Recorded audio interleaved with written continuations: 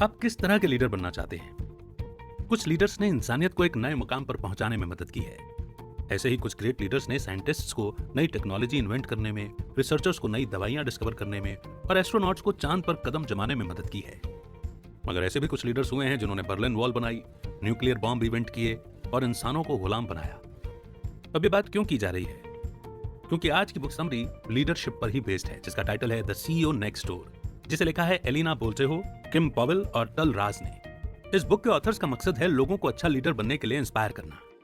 उनका फोकस ये सिखाना है कि कैसे अपने अंदर अच्छे डिसीजन मेकिंग स्किल्स डेवलप किए जाएं और ज्यादा भरोसेमंद और जिम्मेदार बना जाए, जिससे कि एक कमाल की टीम बनाई जा सके। आप कहीं से भी शुरुआत करें, इससे कोई फर्क नहीं पड़ता, क्योंकि ज्यादातर लीडर्स का सफर नीचे के लेवल से ही शुरू होता है। अगर आपके मन में कहीं डाउट है कि आप अगले ग्रेट सीईओ बनना डिजर्व नहीं करते, तो एक बार ये समरी पढ़िए और सुनिए, आपका नजरिया बदल जाएगा। नमस्कार, मेरा नाम है अमित वाधवा और मैं हूं एक गीगलर। गीगल पर आपका बहुत बहुत स्वागत है। यहाँ पर आप गीगल यानी कि ग्रेट आइडियाज ग्रेट लाइफ के द्वारा बनाई गई बुक समरीज को पढ़ते हैं, सुनते हैं और लर्निंग को अपनी लाइफ में प्रैक्टिकली इंप्लीमेंट करते हैं। तो आज की बुक समरी है द सीईओ नेक्स्ट डोर। लेकिन समरी शुरू करें उसके पहले आइए जानते हैं इस बुक के ऑथर्स के बारे में। एलिना बोल्चेहो एक management consulting firm GHS smart में पार्टनर हैं और सीईओ जिनोम प्रोजेक्ट की फाउंडर भी हैं, जो एक्सीलेंट सीईओ की क्वालिटीज को एनालाइज करने के लिए डिटेल में रिसर्च करती है। किम पॉवेल जीएच स्मार्ट में प्रिंसिपल हैं। वो फॉर्च्यून 500 लीडर्स के सीनियर एग्जीक्यूटिव्स को सलाह भी देती हैं, जिससे कि वो अपनी परफॉर्मेंस में इंप्रूवमेंट ला सकें। टाल राज एक बेस्ट सेलिंग ऑथर और जर्नलिस्ट हैं। नेवर स्प्लिट द डिफरेंस और नेवर ईट अलोन उनके द्वारा लिखी हुई जानी मानी किताबें हैं। तो आइए अब करते हैं आज की बुक समरी की शुरुआत, the CEO next door, only on गीगल। इस बुक के तीनों ऑथर ने लीडर्स की परफॉर्मेंस को स्टडी और एनालाइज करने में 10 साल गुजारे हैं। उन्होंने 17,000 से भी ज्यादा लीडर से बनाए गए एक ग्रुप से डेटा इकट्ठा किया। इस डेटा से ऑथर्स को कई इंटरेस्टिंग फैक्ट्स और बातें मालूम हुई और तब जाकर उन्होंने ये बुक लिखी, ताकि हर वो शख्स जो लीडर बनने की ख्वाहिश रखता है वो कुछ इंपॉर्टेंट लेसन सीख सके। इस समरी में आप सीखेंगे कि बेस्ट सीईओ वो होता है जिसका एक क्लियर विजन होता है और वो हाई लेवल का परफॉर्मर होता है। वो भरोसेमंद होते हैं और उनमें फास्ट डिसीजन लेने की एबिलिटी होती है। साथ ही वो अच्छे कम्युनिकेटर भी होते हैं और उनके पास सही टैलेंट को पिक करने की पारखी नजर भी होती है। अगर आप भी प्रमोशन के लिए स्ट्रगल कर रहे हैं या अपनी कंपनी की परफॉर्मेंस को इंप्रूव करना चाहते हैं, तो ये समरी आपको अपने गोल या पर्पस के बारे में क्लैरिटी देगी और स्ट्रॉन्ग वैल्यूज के साथ आपको गाइड करेगी। आप भी अगले बेमिसाल लीडर बन सकते हैं, लेकिन ये तभी होगा जब आप इस समरी में दिए गए लेसन्स को बखूबी समझकर उसे रियल लाइफ में अप्लाई करेंगे। तो आइए इस लर्निंग जर्नी की शुरुआत करते हैं इस पहले चैप्टर से, decide speed over precision. High performance CEOs को स्टडी करने के बाद ये पता चला कि एक अच्छे लीडर की नंबर 1 क्वालिटी है कि वो कितनी तेजी और फुर्ती से डिसीजन ले पाता है। जिन सीईओज में तुरंत डिसीजन लेने का कॉन्फिडेंस होता है, उनके बाकियों से सक्सेसफुल होने के चांस 12 गुना ज्यादा होते हैं। डिसिसिवनेस का मतलब है कि कॉन्फिडेंस के साथ तुरंत डिसीजन लेने की काबिलियत। इसका मतलब है जिम्मेदार होना। ऐसे लीडर्स बखूबी इस बात को समझते हैं कि उन्हें कंपनी का सबसे मुश्किल काम निभाने की जिम्मेदारी दी गई है, जो है हाँ या ना बोलना। डिसिसिवनेस का मतलब सिर्फ सही डिसीजन लेने से नहीं है, बल्कि एक सिचुएशन को पूरे कॉन्फिडेंस के साथ जल्द से जल्द हैंडल करने से है। काबिल लीडर्स ये बात खास तौर पर समझते हैं कि कब उन्हें तुरंत डिसीजन लेना है या कब सिचुएशन को एनालाइज और रिसर्च करने के बाद उसका सोल्यूशन निकालना है। अगर लीडर को कोई डिसीजन लेने में झिझक हो रही है या वो कंफ्यूज है, तो वो कभी भी अपनी हाईएस्ट पोटेंशियल अचीव नहीं कर पाएगा। डिसीजन मेकिंग का मतलब स्मार्ट होना नहीं है। स्टडीज से पता चला है कि हाई आईक्यू वाले लीडर्स अक्सर फास्ट डिसीजन लेते वक्त गलतियां कर बैठते हैं, क्योंकि वो अपना हर एक मूव कैलकुलेट करते हैं, हर फेलियर को पहले से एक्सपेक्ट करके रखते हैं। अच्छा डिसीजन मेकर बनने के लिए स्पीड और प्रैक्टिस की जरूरत होती है। तेजी से डिसीजन लेने के लिए पहले आपको प्रॉब्लम को सिंपल बनाने की जरूरत है। अपने टीम से मिलने वाले सजेशंस को सुनिए और फिर अपने ऑप्शंस को इवैल्यूएट करिए। फिर जल्दी से डिसाइड करिए कि इस प्रॉब्लम से कैसे निपटना है और उसके बाद आप उस सिचुएशन से बाहर निकल जाओ। जो इफेक्टिव सीईओज होते हैं वो डिसीजन या प्रोसेस के एग्जीक्यूशन में शामिल नहीं होते, बल्कि अपनी एनर्जी वो अगले इंपॉर्टेंट डिसीजन लेने में लगाते हैं। इसके साथ ही वो किसी तरह की नेगोशिएशन के लिए गुंजाइश नहीं रखते हैं। बेशक वो अपने एम्प्लॉयज की ओपिनियन भी जरूर सुनते हैं और उस पर विचार करते हैं, लेकिन फाइनल डिसीजन तो उनका ही होता है। एक और बात, अच्छे लीडर्स कभी फेल होने से नहीं डरते। अगर उनका कोई प्लान फेल भी हो जाता है तो वो उससे सबक लेकर आगे बढ़ जाते हैं। उन्हें पता होता है कि किस तरह की प्रॉब्लम को उनके अटेंशन की जरूरत है। वो उन सिंपल मैटर्स को नजरअंदाज करते हैं जो उनके एम्प्लॉयज हैंडल कर सकते हैं। अच्छे लीडर्स की डिसीजन मेकिंग स्किल्स ज्यादा वैल्यूएबल होती है और वो ये बात जानते हैं। स्टीव गोरमन ने एक बस कंपनी के सीईओ के तौर पर अपनी पहली जिम्मेदारी उठाई। एक कंपनी उसे विरासत में मिली थी और अब इसे चलाना उसकी मजबूरी बन गई थी, क्योंकि इसके पास वो जो काम कर रहा था कुछ खास नहीं चल पाया था। उसकी फैमिली वापस डल्लास शिफ्ट करना चाहती थी, जहां उनकी कंपनी थी। इस बस कंपनी की हालत बेहद खराब थी, और तो और इसकी पेरेंट कंपनी का भी कुछ यही हाल था, जो अभी अभी दिवालियेपन से बाहर निकली थी। क्रेडिटर्स और इन्वेस्टर्स बस कंपनी को सपोर्ट करने के लिए साल के सिर्फ $10 मिलियन दे रहे थे, जो कि बहुत ही कम अमाउंट था एक बिजनेस को आगे बढ़ाने के लिए। स्टीव काफी मुश्किल दौर से गुजर रहा था। अपनी फैमिली को सपोर्ट करने के लिए उसे हर हाल में इस बिजनेस को चलाना था। इसके अलावा उसके पास और कोई रास्ता नहीं बचा था। स्टीव ने 4 महीनों के लिए कंपनी का चार्ज अपने हाथ में लिया। इस दौरान उसने नोटिस किया कि ज्यादातर बड़ी बड़ी प्रॉब्लम्स के पीछे कारण था इनडिसिसिवनेस, यानी डाउट में होना, कोई डिसीजन में हिचकिचाना। वो मीटिंग के बाद मीटिंग अटेंड कर रहा था और हर मीटिंग में उसे अलग अलग सजेशन सुनने को मिलते थे।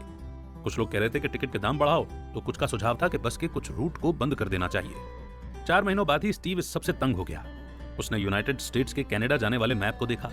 उसने नोटिस किया कि जहां ज्यादा रोशनी या लाइट होती है, उस रास्ते पर लोगों की भीड़ भी ज्यादा है, क्योंकि लोग अंधेरे रास्तों पर जाने से घबराते हैं। इस बात से उसे एक आइडिया आया। उसने अपने बस के रूट को चेंज करने का फैसला किया। जिन रास्तों पर रोशनी थी, अगर उनकी बसें वहां से गुजरेंगी तो उन्हें ज्यादा प्रॉफिट होने की गुंजाइश थी। ये बात स्टीव को इतनी जंच गई कि वो एक पल के लिए भी नहीं हिचकिचाया और उस पर उसने तुरंत एक्शन लिया। उसने ये आइडिया अपने एम्प्लॉइज के साथ शेयर किया और वो तुरंत इसे आजमाने के लिए काम पर जुट गए। स्टीव को एहसास हुआ कि बिना प्लान के इधर उधर भटकने से अच्छा है कि कोई डिसीजन लिया जाए। वो जानता था कि उसका नया प्लान फेल भी हो सकता था, मगर वो इसके लिए तैयार था, क्योंकि फिलहाल उसे और कोई रास्ता नजर नहीं आ रहा था। डिसीजन लेना उसकी जिम्मेदारी थी, जो उसने पूरे कॉन्फिडेंस के साथ निभाई थी। स्टीव के कंपनी ज्वाइन करने के पहले वाले सीईओ ने पिछले 2 साल में $140 मिलियन का नुकसान किया था, लेकिन स्टीव के सीईओ बनने के बाद कंपनी ने 4 साल के अंदर $30 मिलियन का प्रॉफिट कमाया।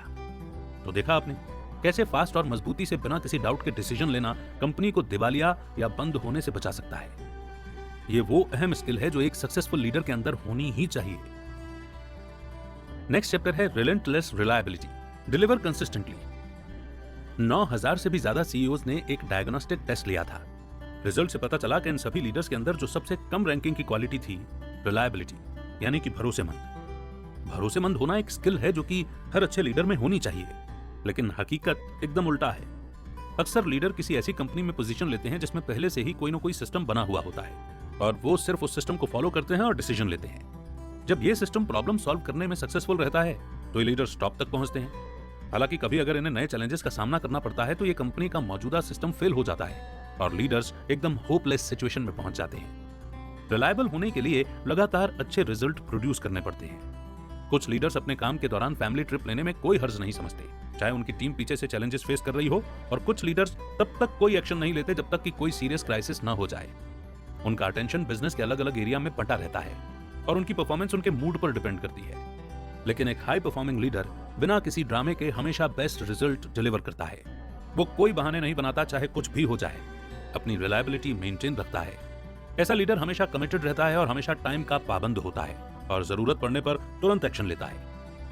रिलायबिलिटी के लिए रियलिस्टिक गोल सेट करना जरूरी है। किसी कंपनी में नया लीडर होने के नाते आपको यह तुरंत साबित करना होगा कि आप रिलायबल हैं। इस गोल को अचीव करने के लिए आपको रियलिस्टिक गोल सेट करने होंगे कि आप क्या क्या कर सकते हैं और क्या नहीं।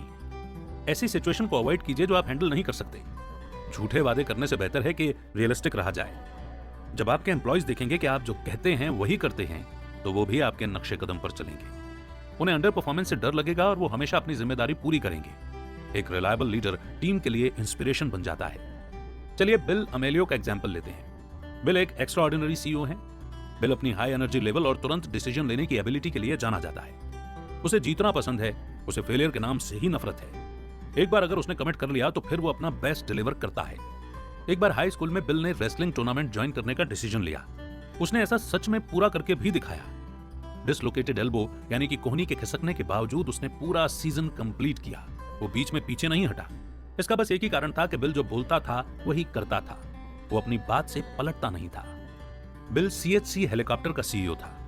ये कंपनी दुनिया भर में बड़े और मीडियम साइज के हेलीकॉप्टर चलाती है। उनकी फ्लाइट रेस्क्यू मिशन से लेकर वर्कर्स को दुनिया के हर कोने में पहुंचाने का काम करती थी। ऐसी कंपनी का सीईओ होने का मतलब था कि आप पर कई लोगों की जिंदगी की जिम्मेदारी आ जाती है। बिल के कंपनी ज्वाइन करने से पहले इसे कई अंडर परफॉर्म करने वाले मैनेजर लीड कर रहे थे, जो कस्टमर्स को तो सेफ फील कराते थे, पर उनके साथ कई तरह के प्रॉब्लम थे। उन्हें बजट और स्पेयर पार्ट्स को लेकर प्रॉब्लम थी। ये वो मुद्दे थे जो बिल को ठीक करने थे और ये एक बड़ा चैलेंज था। 1 साल के मैनेजमेंट के बाद बिल न सिर्फ उम्मीदों पर खरा उतरा, बल्कि उसने काफी कुछ अचीव भी किया। बेशक उस वक्त मार्केट की हालत खराब थी, तो भी बिल ने अच्छा प्रॉफिट कमाया था। उसने चार्ज लेते ही पूरे मैनेजमेंट का सिस्टम ही बदल दिया था। उसने ज्यादा स्किल्ड और नए लोगों को मौका दिया। फिर उसने जो काम किए जाने थे उन्हें सिंपल करने की लिस्ट बनाई। लिस्ट डिसाइड होने के बाद बिल ने हर एम्प्लॉय को एक एक काम दिया। जब सब कुछ पहले से ही तय था तो मैनेजर को पता चला कि उसे एग्जैक्टली क्या करना है। जब इस कंपनी के एम्प्लॉयज से उनकी सक्सेस का राज पूछा गया तो उन्होंने बिल की रिलायबिलिटी को इसका क्रेडिट दिया। वो उसकी कमिटमेंट के कायल हो गए थे और उसकी एनर्जी से इंस्पायर होते थे, जो उन्हें रिजल्ट डिलीवर करने के लिए मोटिवेट करता था। ऑर्गेनाइजेशनल स्किल्स पर हुए रिसर्च से पता चला कि डिसिप्लिन और कमिटेड लोग हमेशा मैनेजमेंट के रोल में सक्सेसफुल होते हैं। हर कोई बिल को हायर करना चाहता था, क्योंकि कोई भी कंपनी ऐसा सीईओ पाकर फेल नहीं हो सकती थी। इमेजिन करें कि आप भी बिल की तरह एक रिलायबल लीडर हैं। अब अगर आप अपने शहर के सबसे रिलायबल सीईओ के तौर पर फेमस हो जाओ तो आपको कितने जॉब के ऑफर आने लगेंगे, कंपनियां आपको कितना पे ऑफर करेंगी, आपके आसपास हर कोई आपको पसंद करेगा, आप सबके लिए इंस्पिरेशन बन जाएंगे और आपके सामने कभी भी बिजनेस अपॉर्चुनिटीज की कमी नहीं होगी। नेक्स्ट चैप्टर है stand out, how to become known. इससे पहले वाले चैप्टर में हमने डिसीजन मेकिंग स्किल्स और काम पूरा करने की इंपॉर्टेंस पर चर्चा की थी, लेकिन टॉप सीईओ बनने के लिए सिर्फ यही दो क्वालिटीज होना काफी नहीं है। आपको कई टफ कॉम्पिटिटर्स भी मिलेंगे जो ताक लगाए बैठे होंगे कि कब आपकी पोजीशन हथियाएं। इसलिए आपको अपने अंदर एक और स्किल ऐड करनी होगी जो आपको बाकियों से एडवांटेज दे सके, और वो स्किल है स्टैंड आउट करना, यानी औरों से कुछ हटकर करना। आपको कई काम के कनेक्शन बनाने होंगे ताकि बिजनेस की दुनिया में आप नजर आने लगे। लोगों को पता होना चाहिए कि आप कौन हैं और आपके द्वारा अच्छे रिजल्ट अचीव करने पर चर्चा भी होनी चाहिए। अगर आप मेहनत करके भी अपनी सक्सेस को छुपा कर रखेंगे तो लोग न तो आपको जान पाएंगे और ना ही आप प्रमोट हो पाएंगे। विजिबिलिटी यानी कि नजर आना। अचीव करने के लिए अपने बॉस के साथ आपको अच्छे रिलेशन रखने होंगे। जो लीडर्स सीईओ की पोजीशन पर प्रमोट होते हैं वो अपने बॉस के हमेशा करीब होते हैं। आपको सोच समझकर बात करनी होगी। जैसे मान लो कि जब आप सजेशन दे रहे हैं तो उन्हें लगना चाहिए कि आप कंपनी और आपके बॉस के गोल को अचीव करने पर फोकस कर रहे हो। हमेशा कंपनी की भलाई को ध्यान में रखकर बोलें और खुद को प्रमोट करने से बचें। ये कुछ ट्रिक्स हैं जिससे आप अपने बॉस के साथ रिलेशनशिप को इंप्रूव कर सकते हैं। पहला, उनके गोल्स को केयरफुली स्टडी करो। आपको उनके इंटरेस्ट और उनके गोल्स मालूम होने चाहिए। दूसरी चीज, जो भी आप करो अपने बॉस को उसमें शामिल जरूर करो। किसी भी प्रोजेक्ट को सिर्फ अपनी जिम्मेदारी पर मत करो। अपनी प्रोग्रेस के बारे में उन्हें रिपोर्ट करते रहो ताकि उन्हें इंपॉर्टेंट और रिस्पेक्टेड फील हो। अपने बॉस के अलावा अपने कलीग्स के साथ भी आपके रिश्ते अच्छे होने चाहिए। उन लोगों पर फोकस करो जो आपकी कंपनी को इन्फ्लुएंस करते हैं। ये वही लोग हैं जो आपका प्रमोशन स्पॉन्सर कर सकते हैं और आपके बॉस से आपकी सिफारिश करके आपको सीईओ की पोजीशन तक पहुंचने में मदद कर सकते हैं। तो उनके ग्रुप का पार्ट बनने के लिए आपको भी उनकी हॉबीज और इंटरेस्ट में शामिल होना पड़ेगा। उनके ग्रुप में फिट होने की कोशिश करो, क्योंकि एक टीम प्लेयर को हर कोई चाहता है। कई बार अच्छे रिलेशनशिप बनाना ही काफी नहीं होता। आपको पता होना चाहिए कि आपको क्या चाहिए और उसे कैसे अचीव करना है। एक स्टडी से प्रूव हुआ है कि 60% लीडर्स जो प्रमोट होते हैं वो इस गोल को अचीव करने के लिए पहला कदम लेते हैं। वो हर अपॉर्चुनिटी को सीरियसली लेते हैं और पहला कदम उठाने से कभी नहीं घबराते। एक और की स्टेप जो एक सीईओ की पोजीशन अचीव करने के लिए चाहिए वो है एक सीईओ की तरह बोलना। आपको अपनी नॉर्मल टोन से ऊंची आवाज में पूरे कॉन्फिडेंस के साथ बात करनी होगी। बात करते वक्त जल्दबाजी ना करें। आराम से हर एक शब्द पर जोर देते हुए पूरी पावर और कॉन्फिडेंस के साथ अपनी बात रखें। ऑथर्स में से एक अलीना ने एक सीईओ क्रिस्टोफर की परफॉर्मेंस को इवैल्यूएट किया था। क्रिस्टोफर एक ऑस्ट्रेलियन एग्जीक्यूटिव था जो प्रोडक्ट्स बेचा करता था। यह आदमी प्रोडक्ट्स के बजाय सर्विस बेचने वाली जॉब में जाने वाला था। एलिना का काम था यह पता करना कि क्रिस्टोफर इस नई पोजीशन में फिट हो सकता है या नहीं। क्रिस्टोफर हाई परफॉर्मर था। वो पहले कई ग्लोबल कंपनीज के साथ काम कर चुका था और अपनी फैमिली को लेकर यूरोप में रहने लगा था। वहां उसने प्रमोट होने के लिए काफी मेहनत की। क्रिस्टोफर $1 बिलियन वाली एक डिवीजन का लीडर था जहां वो सीईओ की पोजीशन लेना चाहता था, लेकिन उसका कॉम्पिटिटर उससे ज्यादा स्ट्रांग था। क्रिस्टोफर में वो सारी क्वालिटीज थी जो एक सीईओ में होनी चाहिए, लेकिन उसे कोई सीईओ की पोस्ट के लिए कंसिडर नहीं कर रहा था। क्रिस्टोफर को अपनी वाइफ का बड़ा सपोर्ट था। उसकी वाइफ को लगता था कि वो शायद सीईओ जैसा नहीं लगता, इसलिए हर कोई उसे अनदेखा करता है। इसलिए उसने क्रिस्टोफर को कुछ सजेशन दिए। उसने उसे अपने दांत ठीक करवाने के लिए कहा और यह भी सलाह दी कि उसे अपनी चाल में मजबूती लानी चाहिए और अपना पोस्चर एकदम सीधा रखना चाहिए। क्रिस्टोफर ने एलिना से पूछा कि क्या अपना पोस्चर और दांत ठीक करवाने से वो सीईओ बन सकता है, तो एलिना ने समझाया कि उसकी प्रॉब्लम उसके लुक से ज्यादा मायने रखती है। क्रिस्टोफर कई तरह के जॉब कर रहा था जिसके चलते उसके पास अच्छा एक्सपीरियंस था और उसने जॉब में काफी अच्छे रिजल्ट्स भी अचीव किए थे, लेकिन प्रॉब्लम यह थी कि वो बाकी लीडर्स के साथ कनेक्शन नहीं बना पाता था। उन लीडर्स के बीच जो सीईओ की पोजीशन तक पहुंचते हैं और जो नहीं पहुंच पाते, उसमें नेटवर्किंग का बहुत बड़ा हाथ होता है। जो लीडर्स अपनी सक्सेस शेयर करते हैं उन्हें नोटिस किया जाता है, वो अलग दिखने लगते हैं। लेकिन इसका मतलब ये नहीं है कि क्रिस्टोफर को अपनी अचीवमेंट का ढिंढोरा पीटना चाहिए। ग्रेट लीडर्स अपनी कंपनी की अच्छी रेपुटेशन को प्रमोट करने के लिए अपनी सक्सेस शेयर करते हैं, ना कि शो ऑफ करने के लिए। अगर आप भी प्रमोशन का काफी लंबे टाइम से वेट कर रहे हैं तो आपको पता होगा कि इस प्रोसेस को स्पीड अप करने के लिए क्या करना चाहिए। नए और पावरफुल कनेक्शन बनाओ, खुद को एक्सप्रेस करो और अपना काम करो। अपनी कंपनी का नया सीईओ बनने के लिए आपको सबका दिल जीतना होगा। सिर्फ रिजल्ट डिलीवर करने से कुछ नहीं होता। सबसे अलग बनना वो अगला काम है जिस पर आपको फोकस करना है। और इस इंपॉर्टेंट चैप्टर के बाद बढ़ते हैं आगे नेक्स्ट चैप्टर की ओर, क्लोज द डील। पिछले चैप्टर में आपने जो स्टेप्स फॉलो किए होंगे उसके बाद शायद आपको भी अपनी कंपनी का अगला सीईओ नॉमिनेट किया गया होगा। आपका शायद इस पोस्ट के लिए इंटरव्यू होने वाला हो और आप शायद सोच रहे होंगे कि अब आगे क्या करना है। आपको डरना नहीं चाहिए, क्योंकि आपकी अचीवमेंट्स आपके शब्दों से ज्यादा मैटर करती है। लेकिन आपको एक ट्रिक ध्यान में रखनी होगी जो आपको अपने कॉम्पिटिटर्स के मुकाबले एडवांटेज दे सकती है। जो आप कंपनी के लिए कर सकते हैं उस पर फोकस करें, ना कि इस बात पर कि कंपनी आपके लिए क्या कर सकती है। अगर आप कंपनी के लिए एक रिलायबल लीडर रहे हैं तो यह आपके लिए ऑलरेडी एक एडवांटेज है, क्योंकि बोर्ड आपको ऑलरेडी एक सीईओ के रूप में चुनने के लिए भरोसा कर रही है। उन्हें आप पर भरोसा है कि आप हमेशा अच्छे और कंसिस्टेंट रिजल्ट डिलीवर करेंगे। इसे प्रैक्टिकल सेफ्टी के तौर पर भी देखा जा सकता है। इमोशनल सेफ्टी दूसरे टाइप की सेफ्टी है जो आपको इंटरव्यू में डिलीवर करनी चाहिए। आपको फनी और लाइकेबल बनने की कोशिश करनी होगी। आपका गोल है सबको कंफर्टेबल फील कराना, ताकि सब आपकी स्पीच सुन सकें। लोगों को लगना चाहिए कि वो आप पर आंख मूंद कर भरोसा कर सकते हैं। सबको ये दिखाओ कि आप नए चैलेंजेस लेने के लिए एक्साइटेड हैं और खुश हैं। सबको दिखा दो कि आपको इस कंपनी के लिए काम करते हुए बड़ी खुशी होगी और प्रॉब्लम को सॉल्व करना आपका पैशन है। एक स्टडी में लीडरशिप पोजीशन के लिए लगभग 2600 यानी कि 2600 कैंडिडेट्स को एनालाइज किया गया था। इस स्टडी से पता चला कि हैप्पी और लाइकेबल कैंडिडेट्स के सक्सेसफुल होने के चांस बाकियों से 2.5 गुना ज्यादा थे। लैंग्वेज का ध्यान रखना भी काफी जरूरी है। आपको सीईओ की पोस्ट के लिए एक से ज्यादा बार इंटरव्यू देना पड़ेगा। जिस टाइप की जॉब आप चाहते हैं उसके हिसाब से आपकी लैंग्वेज भी मैच होनी चाहिए। स्मार्ट लगने के लिए सोफिस्टिकेटेड वर्ड्स को ज्यादा यूज करना आपके चांस को कम कर सकता है। आई प्रोनाउंस यूज करना अवॉइड करें। याद रखें कि आप पूरी कंपनी की भलाई के लिए बात कर रहे हैं, इसलिए आपको आई के बजाय वी में बात करनी चाहिए। इंटरव्यू से पहले आपको थोड़ी बहुत रिसर्च कर लेनी चाहिए। हर एक बोर्ड मेंबर के बारे में आपको अच्छे से पता होना चाहिए और यह भी पता होना चाहिए कि अपने अगले सीईओ के तौर पर वो आपसे क्या उम्मीद करते हैं। आपको फैक्ट्स और स्टोरीज भी शामिल करनी चाहिए। ऐसी स्टोरी शेयर करने से शुरुआत करो जो आपकी ताकत को दिखा सके, और एक स्टोरी अपनी गलती के बारे में भी बताओ। लोग उन्हें पसंद करते हैं जो अपनी गलती मानते हैं और उनसे सीखते हैं। वल्नरेबल। यह डिसाइड करने के बाद इंटरव्यू में आपको कौन कौन से पॉइंट्स रखने हैं, अपनी स्पीच को कई बार प्रैक्टिस करो। उन पॉइंट्स पर फोकस करो जो आपको बताने से बचना चाहिए, उन्हें अलग से लिख लो। जाहिर है कि आप ऐसा कुछ शेयर नहीं करना चाहेंगे जिससे आपके सिलेक्ट होने के चांस कम हो सकते हैं। तो इन सारे ट्रिक्स को ध्यान में रखिए। बढ़ते हैं आगे नेक्स्ट चैप्टर की ओर। Not just any team, your team. हर नए सीईओ के सामने एक बड़ा चैलेंज होता है, अपनी खुद की टीम बनाने का। शुरू में सीईओ को लगता है कि वो सही जॉब के लिए सही लोगों को हायर कर सकते हैं, लेकिन एक बार जब वो फील्ड में आ जाते हैं तो उन्हें एहसास होता है कि हर डिसीजन की एक कीमत चुकानी पड़ती है। अगर एक सीईओ होने के नाते आपने गलत लोगों को हायर करने की गलती की है तो उन्हें अपने पैसे, टाइम और जॉब सबसे हाथ धोना पड़ सकता है। सही लोगों को आप अपने इनॉग्रल एड्रेस के जरिए ढूंढ सकते हैं। यहां हम उस पहली स्पीच की बात कर रहे हैं जो एक नए सीईओ के तौर पर आप देते हैं।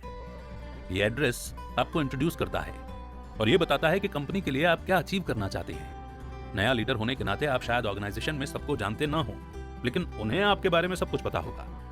आपको लेकर वो पहले ही पूरी छानबीन कर चुके होंगे। ज्यादातर एम्प्लॉइज जॉब खोने से डरते हैं, इसलिए वो आपका एक एक शब्द इंटरप्रेट करेंगे और बुरे से बुरा ही इमेजिन करेंगे। इसीलिए आपकी पहली स्पीच बेहद इंपॉर्टेंट है, जो लोगों पर इंपैक्ट डालेगी। आपके इनॉग्रल एड्रेस में कंपनी की करंट सिचुएशन की असेसमेंट भी शामिल होनी चाहिए।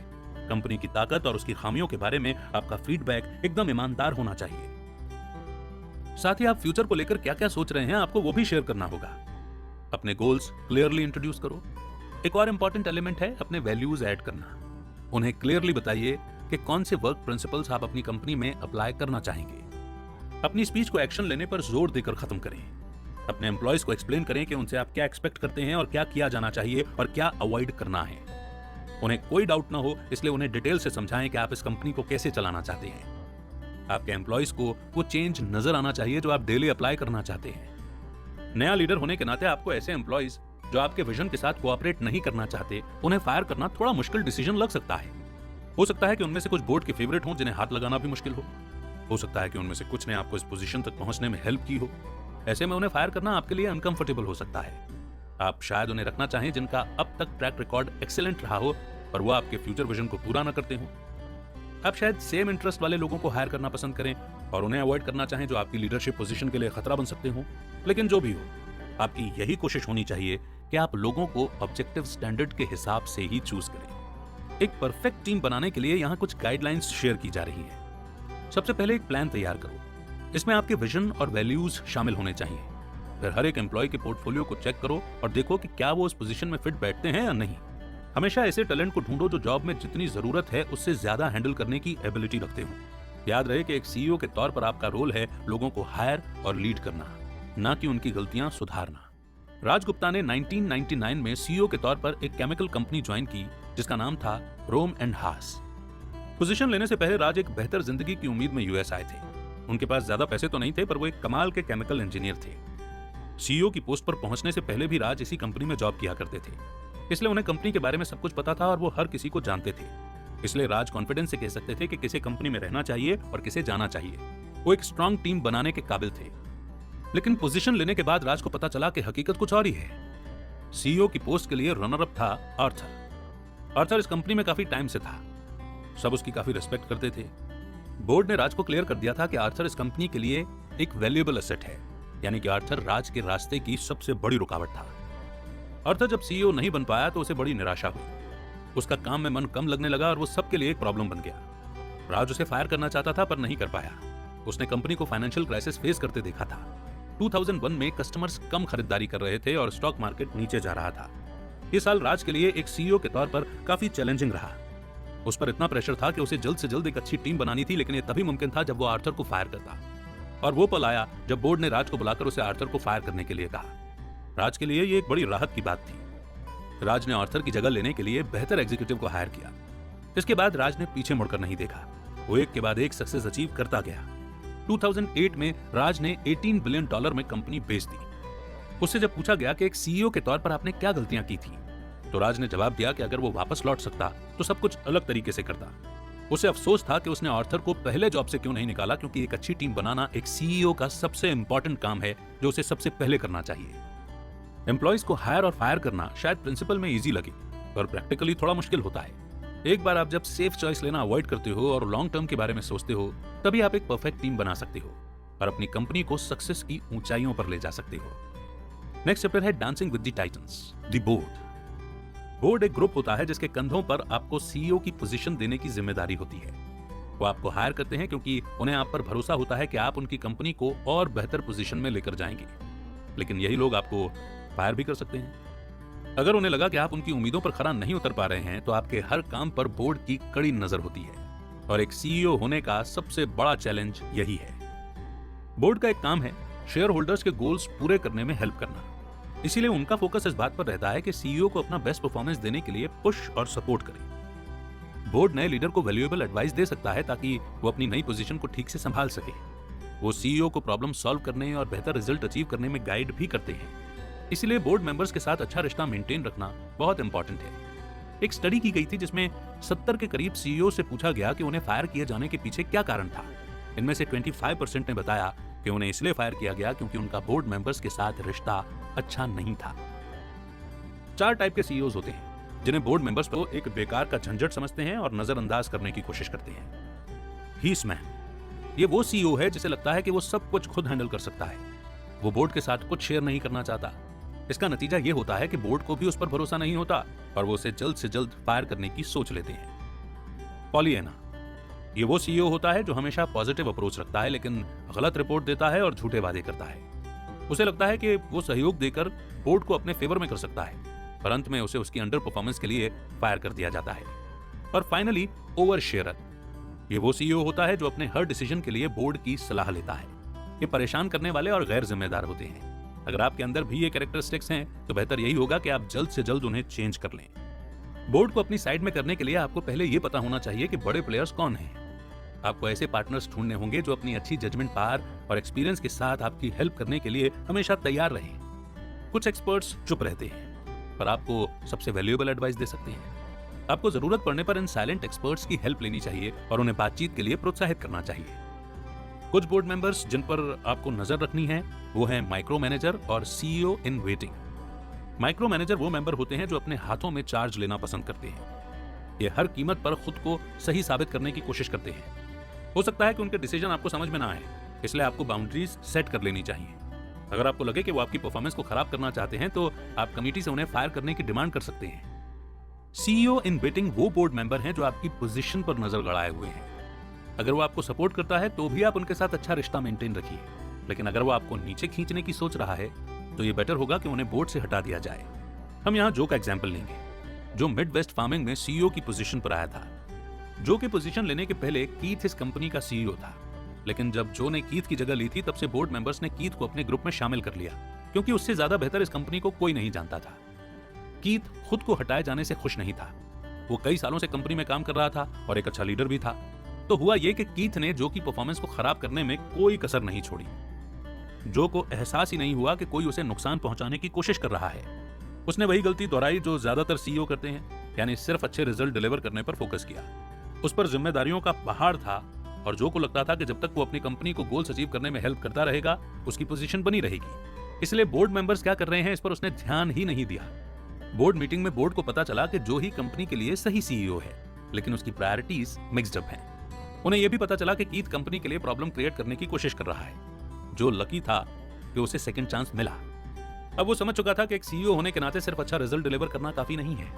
अच्छा रिजल्ट मिलने में टाइम लग सकता है और एक नया सीईओ होने के नाते जो के पास टाइम कम था अपनी वैल्यू को साबित करने के लिए। अब जो समझ गया था कि बोर्ड के साथ बनाकर रखने में ही उसकी भलाई है, और जब से जो ने कंपनी की बागडोर अपने हाथ में ली थी कंपनी का प्रॉफिट डबल हो गया था। बाद में उसने अच्छे प्रॉफिट पर कंपनी बेच दी। दूसरी तरफ कीथ को कंपनी की प्रोग्रेस में टांग अड़ाने के लिए जॉब से हटा दिया गया। जो ने जब कहीं और सीईओ की पोजीशन ले ली तो सबसे पहले उसने बोर्ड मेंबर्स के साथ अपने रिश्ते कायम किए। अच्छा सीईओ होने का मतलब कंपनी को बखूबी चलाने के साथ साथ अच्छे रिलेशन मेंटेन करना भी है। आपको भी ये स्ट्रेटेजी फॉलो करनी चाहिए कि आप सबसे पहले बोर्ड मेंबर्स को इंपॉर्टेंस दें जिन्होंने आपको इस पोजीशन के लिए सिलेक्ट किया है। आपको अपनी अचीवमेंट्स रिपोर्ट करनी चाहिए, उनकी एडवाइस लेनी चाहिए और हमेशा उन्हें इन्फॉर्म रखना चाहिए। अगर आप सब कुछ खुद हैंडल करने की कोशिश करेंगे या उन्हें अनदेखा करना चाहेंगे तो हो सकता है कि वो आपको फायर कर दें। पर अब वो मोड जिसे हम कहते हैं कंक्लूजन, यानी कि अभी तक हमने इन चैप्टर्स में जो कुछ भी पढ़ा और सुना उनके की पॉइंट्स को हम रिवाइज करेंगे। तो आपने सबसे पहले समझा कि एक सीईओ को नई पोजीशन लेते वक्त किस तरह के चैलेंजेस और स्ट्रगल्स का सामना करना पड़ता है। जो नंबर 1 क्वालिटी एक सक्सेसफुल सीईओ में होनी चाहिए वो है तुरंत डिसीजन लेने की क्षमता। सही डिसीजन मेकिंग स्किल्स के लिए चुनने की स्पीड और जिम्मेदारी के एहसास की जरूरत होती है। दूसरा, अपने रिलायबल होने का मतलब जाना, जो है लगातार अच्छे रिजल्ट डिलीवर करना। इसका यह मतलब भी है कि आप उम्मीदों पर खरे उतरें और हर हाल में काम को अंजाम देने की काबिलियत आपके अंदर हो। तीसरा, आपने सीखा कि औरों से हटकर होना अच्छे क्रेडेंशियल्स होने से ज्यादा अच्छा होता है। आप अपने बॉस और कलीग्स के साथ अगर अच्छा रिश्ता मेंटेन करते हैं तो आप भी पॉपुलर हो सकते हैं। अपने अंदर कॉन्फिडेंस बढ़ाने के लिए और भरोसेमंद लगने के लिए आपको अपने कम्युनिकेशन स्किल्स पर काम करना होगा। चौथा, सीईओ की पोस्ट के लिए इंटरव्यू देते वक्त आपको प्रैक्टिकल और इमोशनल सेफ्टी भी एक्सप्रेस करनी आनी चाहिए। प्रैक्टिकल सेफ्टी आपकी अचीवमेंट्स के बारे में बात करके साबित की जा सकती है, और इमोशनल सेफ्टी की अगर बात करें तो ये आपके जोश और लाइकेबिलिटी से एक्सप्रेस होती है। पांचवा, आपने जाना कि बेस्ट परफॉर्मिंग टीम चूज करना एक चैलेंजिंग काम बन सकता है। आप अपनी इनॉग्रल एड्रेस यूज करते हुए अपने एम्प्लॉयज को अपने गोल के बारे में एक्सप्लेन कर सकते हैं। अपनी टीम अपने विजन के हिसाब से डेवलप करो और उस चीज को वैल्यू दो जिस पर आप विश्वास करते हो। और फाइनली, आपने जाना कि एक सक्सेसफुल सीईओ होने के लिए आपकी कंपनी के बोर्ड मेंबर्स के साथ पॉजिटिव रिलेशनशिप बनाने की जरूरत है। आज के दौर में अच्छे रिजल्ट डिलीवर करना ही काफी नहीं है, आपको हर मेंबर को ध्यान से ऑब्जर्व करना पड़ेगा, ये डिसाइड करने के लिए कि कौन एक अच्छा मेंटोर या एक कंपटीशन साबित होगा। एक ग्रेट सीईओ बनना इतना आसान नहीं है। इसके लिए सेल्फ डिसिप्लिन और शार्प डिसीजन मेकिंग स्किल्स की जरूरत होती है। एक लीडर के तौर पर अलग दिखने के लिए आपको लगातार अच्छा परफॉर्म करना होगा। आप एक स्टार्टअप फाउंडर हो सकते हैं या कोई एम्प्लॉय या एक सुपरवाइजर, और आपको शायद लगता होगा कि एक सीईओ की पोजीशन तक पहुंचना आपकी पहुंच से बाहर है, लेकिन इस समरी में दिए गए प्रिंसिपल्स आपको अपनी जॉब में एक्सेल करने में हेल्प करेंगे। अगर आपके अंदर एक ग्रेट सीईओ बनने की काबिलियत है तो हो सकता है कि अपनी ऑर्गेनाइजेशन के अगले सीईओ आप ही हों, क्योंकि फ्यूचर में क्या होगा ये कोई नहीं कह सकता। इसलिए बस अपना काम करो और एक जिम्मेदार, विनम्र और इंस्पायरिंग लीडर बनो जिसकी लोगों को जरूरत है। गीगल team wishes you all the best. तो इसी मोड़ पर यह समरी यहीं पर समाप्त होती है। हो सकता है कि आप सीईओ बनने के लिए स्ट्रगल कर रहे हो, आपके अंदर सभी काबिलियत हो, मगर आज की समरी ने आपको वो सारे पॉइंट्स बता दिए होंगे कि किन पर ध्यान देने की ज़रूरत है, किस एरिया को डेवलप करने की ज़रूरत है ताकि आप अपने मुकाम पर पहुंच सकें। और हो सकता है कि आपने कभी नहीं सोचा हो कि आप सीईओ बन सकते हैं, लेकिन फिर भी ये समरी कम से कम आपको ये रियलाइज़ करा देती है कि आपके अंदर वो क्वालिटीज़ तो हैं जो आपको सीईओ बना सकती है। तो आप किसी भी पोजीशन पर हों, लेकिन एक सीईओ के एट्रीब्यूट्स इम्बाइब तो कर ही सकते हैं। तो कौन से एट्रीब्यूट्स और कौन सा चैप्टर आपको सबसे अच्छा लगा या किस पर काम करने की ज़रूरत है, कमेंट सेक्शन में लिखकर ज़रूर बताएं ताकि वो केवल यहाँ कमेंट सेक्शन में ही नहीं, आपके जहन में भी इम्प्रिंट हो जाए। इंतजार रहेगा आपके कमेंट का और बहुत जल्द एक नई समरी के साथ फिर होगी मुलाकात। तब तक रखिए अपना बेहतर